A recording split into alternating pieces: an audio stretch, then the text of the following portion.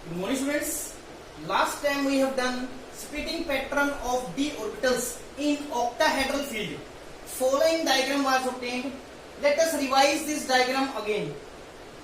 These are 5 degenerate d orbitals in free metal ion when ligands have not approached the metal ion. अब जब ligands जो हैं metal ion के पास spherical crystal field में approach करेंगे तो सभी डी ऑर्बिटल्स की एनर्जी सेम फैक्टर से इंक्रीज करेगी and they will be still degenerate, तो उनकी एनर्जी यहाँ पर इंक्रीज होगी। अगर लिगेंड्स जो है मेटल आयन के अराउंड ऑक्टाहेड्रल ज्योमेट्री में आते हैं तो हमने क्या पढ़ा था कि 5 D orbitals are splitted into 2 levels, T2G set and EG set. T2G set contains 3 degenerate orbitals, जिसको हमने ट्रिपली degenerate भी कहा था, और EG set में we have 2 degenerate orbitals, जिनको हमने क्या कहा था बेटा, doubly degenerate। T का मतलब है ट्रिपली degenerate और E का मतलब है बेटा doubly degenerate, क्लियर। और स्प्लिटिंग होती है according to barycenter rule. This is barycenter. जो ऊपर 2 ऑर्बिटल्स हैं उनका डिस्टेंस इस बेरीसेंटर से कितना है बेटा, 6d और you can say 3/5 del O, clear. और जो 3 ऑर्बिटल्स नीचे हैं उनका डिस्टेंस बेरीसेंटर से कितना है, 2/5 del O और you can say 4d, clear है। ये बेटा आपने पढ़ लिया था। This is splitting of D orbitals in octahedral field, clear है। आज हम टॉपिक लेंगे CFSE। CFSE क्या होता है बेटा, आपने पढ़ा था कि जब लिगेंड्स मेटल आयन के पास अप्रोच करते हैं 5d orbitals are splitted into 2 levels. This splitting is known as crystal field splitting and the energy difference between the two set of d orbitals is known as crystal field splitting energy. आज हमने पढ़ना है बेटा CFSE, इसका full form होता है crystal field stabilisation energy, clear. अब crystal field stabilisation energy क्या होता है आज हम ये पढ़ेंगे।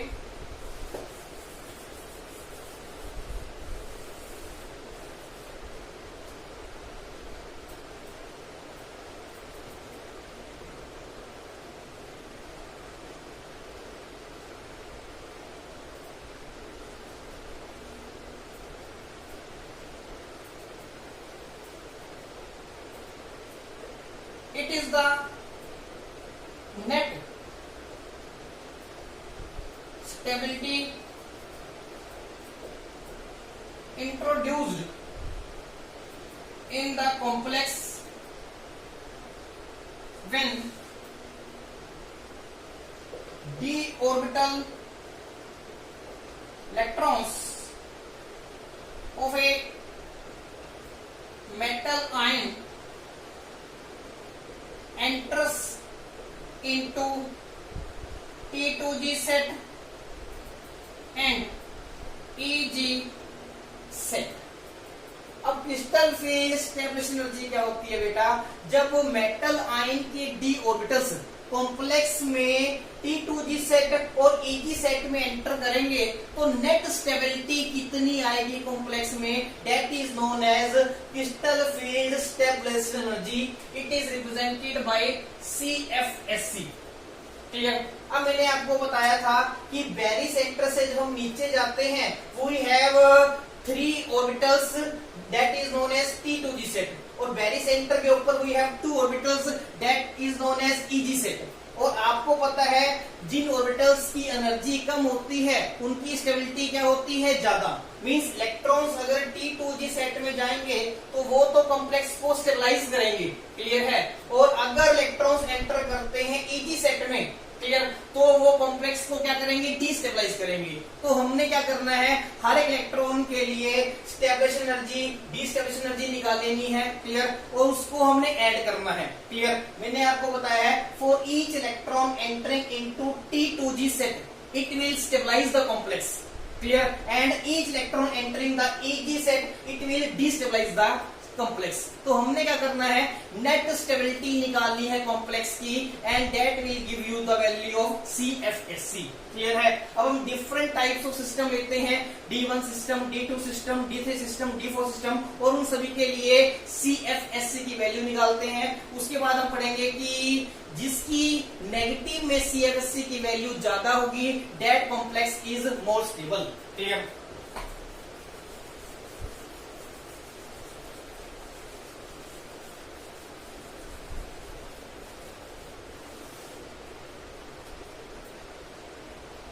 Let us calculate the CFSC value for different systems। Clear है। अब रूल में आपको बता देता हूं,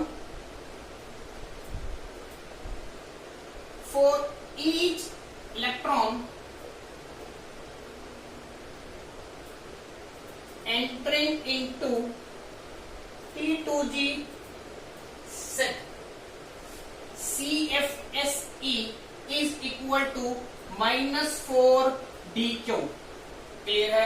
कोई भी इलेक्ट्रॉन अगर T2G सेट में एंटर करता है, वो कॉम्प्लेक्स को क्या करेगा, स्टेबलाइज करेगा, और उसकी CFSC की वैल्यू कितनी होगी बेटा, -4dq। क्लियर है। हम ये लाइन भी लिखते हैं, for each electron entering into T2G set it will stabilize the complex by 4dq। आपको पता है T2G सेट जो है बेरी सेंटर से कितना नीचे है, bye a distance of 4dq। तो वो कितना स्टेबलाइज करेगा, by factor of 4dq। Clear. तो क्रिस्टल फील्ड स्टेबलाइजेशन एनर्जी इस केस में कितनी आएगी बेटा, -4dq। क्लियर है। अगर 3 इलेक्ट्रॉन्स T2G सेट में एंटर करते हैं तो तीनों की वैल्यू कितनी होगी, -4dq, -4dq, -4dq। तो आपने सभी को ऐड कर देना है, you will get net CFSC value कितनी आएगी बेटा, -12dq। माइनस का मतलब है कि एनर्जी इज रिलीजिंग। क्लियर है। नेगेटिव मीन्स एनर्जी जो है रिलीज हो रही है। ठीक है। आपको पता है जब एनर्जी रिलीज होती है तो मतलब सिस्टम की एनर्जी कम होगी और उसकी स्टेबिलिटी क्या होगी, ज्यादा। क्लियर। कोई भी इलेक्ट्रॉन अगर नीचे वाले सेट में एंटर करता है, वो तो कॉम्प्लेक्स को स्टेबलाइज करेगा। Clear. Each electron entering in T2G set, it will stabilise the complex by a factor of 4dq। Clear. और उसकी CFSC वैल्यू कितनी होगी बेटा, -4dq। क्लियर है। Minus implies energy is releasing and it is stabilising the complex. Clear. For each electron entering into EG set, it will destabilize the complex by a factor of 6dq। वो complex की stability कम करेगा bye a factor of 6dq, और उसकी CFSC की value कितनी आएगी बेटा, +6dq। Plus represents energy is required, ठीक है, टू मेक इट जंप, या आप कह सकते हो plus represents it is destabilising the complex. Clear है। अब अगर हमने एक कॉम्प्लेक्स की नेट CFSC वैल्यू निकालनी है तो उसमें हमने सभी इलेक्ट्रॉन्स की कंट्रीब्यूशन को क्या करना है, ऐड। क्लियर है। Net CFSC is obtained by addition of, by adding of या by addition of contribution of all the electrons in that D system। उस D सिस्टम में जितने भी D ऑर्बिटल्स के अंदर इलेक्ट्रॉन्स हैं, उन सभी की कंट्रीब्यूशंस को अगर आप ऐड कर दोगे, you will get the value of net CFSC। Clear है। जब हम एग्जांपल्स लेंगे बेटा आपको और क्लियर होगा।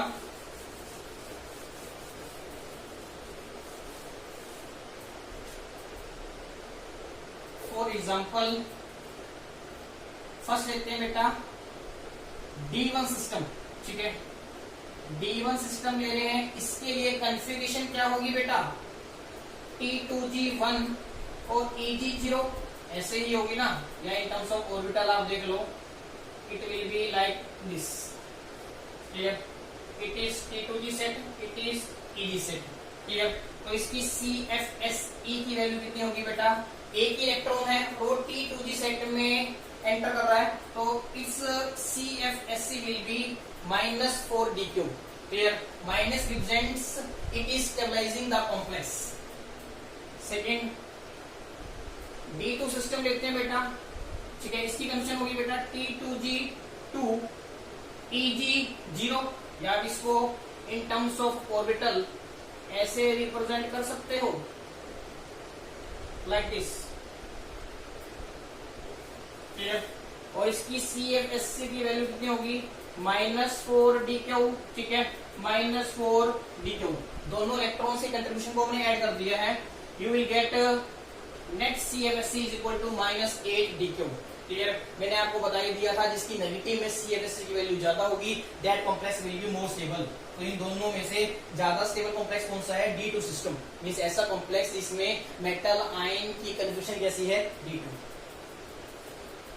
खाली एग्जांपल लेते हैं बेटा D3 सिस्टम का, इस केस में कंफ्यूजन क्या होगी बेटा, T2G3 EG0, T2G सेट में 3 अनपेयर इलेक्ट्रॉन्स होंगे और EG में कोई भी इलेक्ट्रॉन नहीं होगा, तो इसकी CFSE की वैल्यू कितनी आएगी बेटा, -4d3, -4d3 और -4d3, तीनों इलेक्ट्रॉन्स की कंट्रीब्यूशन ऐड करोगे, you will get answer -12d3, clear. अब निकालते हैं बेटा फॉर D4 सिस्टम, ठीक है, D4 सिस्टम के लिए हम CFSE की वैल्यू निकाल लेंगे। अब आपको पता है जब D ऑर्बिटल्स में टोटल इलेक्ट्रॉन्स 4 होते हैं, उस केस में हमारे पास दो केस बनते हैं। केस 1 जब डेल O की वैल्यू पेयरिंग एनर्जी से ज्यादा होगी, case second when del O will be less than pairing energy, clear है। इस केस में बेटा कॉन्फ़िगरेशन क्या बनती है, this is T2G set, it is EG set. अगर पेयरिंग एनर्जी कम होगी तो fourth electron will pair in this orbital, ठीक है, कॉन्फ़िगरेशन बनेगी T2G4 EG0। और अगर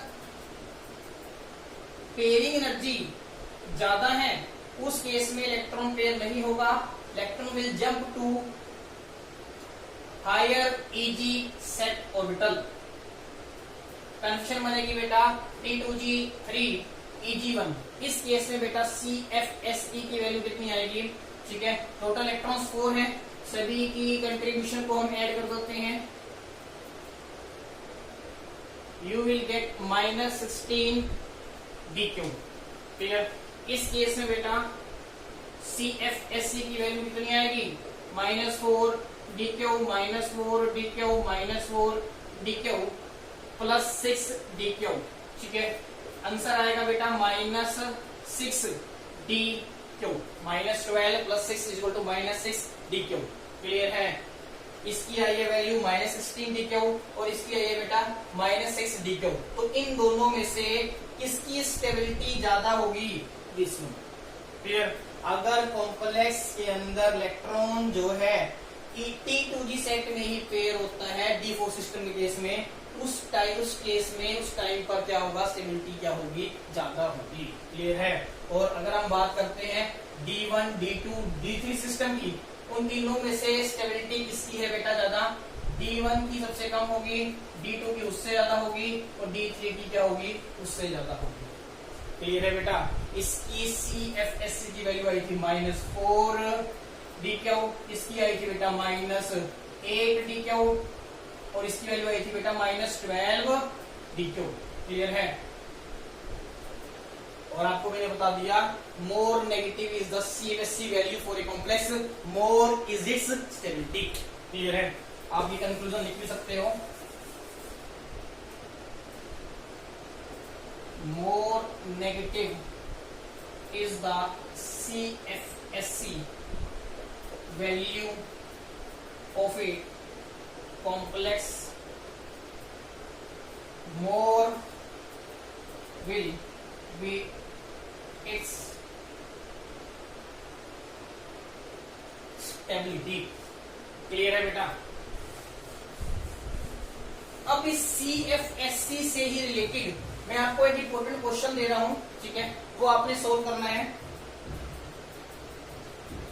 out of cobalt 2 positive and cobalt 3 positive complexes, which one is more stable in strong octahedral field? Clear? आपके पास दो कॉम्प्लेक्स दे रखे हैं, वन इज कोबाल्ट 2 पॉजिटिव, ठीक है, and other is of cobalt 3 positive. Clear? आपने बताना है इन दोनों में से किसका कॉम्प्लेक्स ज्यादा स्टेबल होगा इन strong octahedral field. Strong octahedral field का मतलब क्या है बेटा कि जो स्प्लिटिंग हो रही है वो ज्यादा हो रही है। Strong octahedral field means ligand strong थे, उन्होंने डी ऑर्बिटल्स की स्प्लिटिंग ज्यादा कॉज करी है, तो हमारे पास कौन सा केस बनेगा? Del O will be greater than pairing जी। क्लियर है? ये केस बनेगा हमारे पास, डेल ओ ज्यादा होगा एज कंपेयर टू पेयरिंग जी। अगर डेल ओ ज्यादा है इसका मतलब जो है इलेक्ट्रॉन्स जो है T2G सेट में पेयर होना चाहिए। क्लियर? तो इस क्वेश्चन का सॉल्यूशन करते हैं। कोबाल्ट 2 पॉजिटिव का कॉम्प्लेक्स है और दूसरी तरफ है हमारे पास कोबाल्ट 3 पॉजिटिव का। हम क्या करते हैं, इन दोनों ही केसेस में CFSC की वैल्यू निकाल लेते हैं। जिस केस में CFSC की वैल्यू ज्यादा नेगेटिव आएगी that complex will be more stable. Cobalt 2 positive की कन्फिगरेशन क्या होगी बेटा? 3D7, ठीक है, और कोबाल्ट 2 पॉजिटिव की, सॉरी ये है कोबाल्ट 2 पॉजिटिव की, और कोबाल्ट 3 पॉजिटिव की कन्फिगरेशन होगी बेटा 3D6। क्लियर? ऐसा क्यों है? क्योंकि कोबाल्ट की कन्फिगरेशन क्या होती है? 3D7 4s2 तो कोबाल्ट 2 पॉजिटिव की होगी 3D7 तो कोबाल्ट 3 पॉजिटिव की होगी 3D6। क्लियर है? अगर 3D7 कन्फिगरेशन है तो 3D7 कन्फिगरेशन को हम T2G सेट और EG सेट में कैसे फिल कर सकते हैं बेटा? क्लियर? और आपको पता है दोनों ही केसेस में del O is greater than pairing energy, ये आपको बता रखा है मैंने। क्लियर? हमें गिवन दे रखा है strong octahedral field and strong octahedral field means del O is greater than pairing energy. ठीक है, 3D7 है 1 2 3। क्लियर है? पेयरिंग होगी इलेक्ट्रॉन्स की 4 5 6। ठीक है, अब T2G सेट तो कंप्लीटली फिल हो चुका है, तो 7th इलेक्ट्रॉन के पास तो कोई ऑप्शन नहीं है, उसको तो ऊपर ही जाना पड़ेगा। क्लियर? तो इसकी नेट CFSC वैल्यू कितनी होगी? 6 इलेक्ट्रॉन जो है T2G सेट में गए हैं और हर एक इलेक्ट्रॉन जो है जो T2G सेट में एंटर करता है उसकी CFSC वैल्यू कितनी होती है? -4। ठीक है, DQ में तो 6 की कितनी होगी? -4 × 6। ठीक है, और एक इलेक्ट्रॉन ऊपर गया है उसकी CFSC वैल्यू कितनी है बेटा? +6 DQ। तो नेट रिजल्ट कितना आएगा बेटा? -24 + 6 = -18 DQ। क्लियर? अब बात करते हैं बेटा कोबाल्ट 3 पॉजिटिव के कॉम्प्लेक्स की। इसकी कॉन्फ़िगरेशन को आप ऐसे लिख सकते हो,